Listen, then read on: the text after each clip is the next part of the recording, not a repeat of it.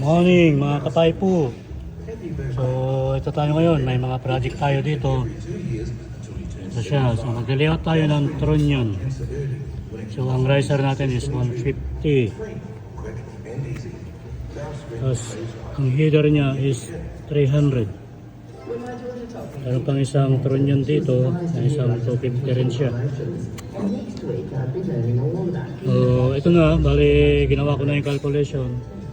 Ito yung para sa 150. Ito yung para sa 250. So ayun, kunin natin yung size, outside diameter.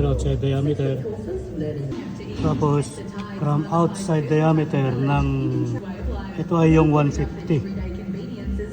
So outside diameter is 168.3 times 3.1416.